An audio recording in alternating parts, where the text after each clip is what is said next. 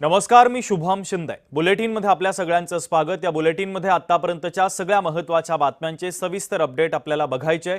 सुरुवातीलाच आत्ताची सगळ्यात महत्त्वाची आणि मोठी बातमी आपण पाहूयात। बातमी मनोज जरांगे पाटील यांच्या संदर्भातली आहे। मनोज जरांगेंची आज महत्त्वाची पत्रकार परिषद आहे। मराठा आरक्षणाच्या विविध प्रलंबित मागण्यांसंदर्भात ते आज भूमिका मांडणार आहे। आंदोलनाची पुढची दिशा देखील जरांगे पाटील स्पष्ट करतील। जरांगे काय बोलणार याकडे आता सर्वांचं लक्ष लागलेलं आहे। तर महत्त्वाची बातमी आपण पाहतोय, मनोज जरांगेंची आज पत्रकार परिषद आहे। विजय चिडे आमचे प्रतिनिधी जोडले जात आहेत। या पत्रकार परिषदेच्या संदर्भातले अधिकचे अपडेट देण्यासाठी विजय, जरांगे पाटील काय बोलणार याकडे आता महाराष्ट्राचं लक्ष लागलेलं आहे, कारण ज्या प्रलंबित मागण्या आहेत त्या मागण्यांसंदर्भात ते सरकारचं पुन्हा एकदा लक्ष वेधण्याची शक्यता आहे। नेमके अपडेट काय आहे?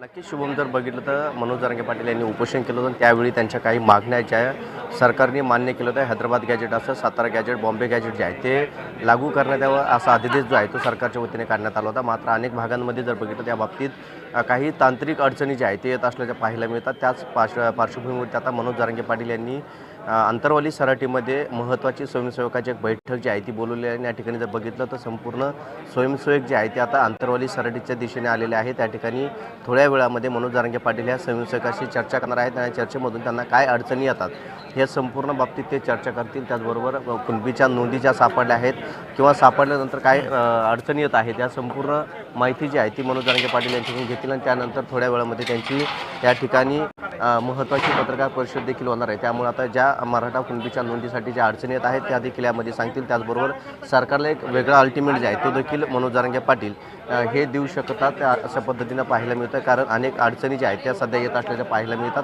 आणि त्याच पार्श्वभूमीवरती मनोज जरांगे पाटील यांनी ही महत्त्वाची बैठक आणि पत्रकार परिषद बोलवलेली आहे। त्यामध्ये आता मनोज जरांगे पाटील थोड्याच वेळामध्ये या पत्रकार बैठकीला सुरुवात करतील। बैठक संपल्यानंतर त्यामधून काही महत्त्वाचे मुद्दे जे आहेत ते माध्यमासमोर मनोज जरांगे मांडतील। विजय, जरांगे पाटील आज काय निर्णय घेतात याकडे महाराष्ट्राचं लक्ष असेलच। तुर्तास दिलेल्या माहितीबद्दल धन्यवाद। पुढची बातमी आपण पाहूयात। मुंबईच्या महापौर रितू तावडे आता पुन्हा एकदा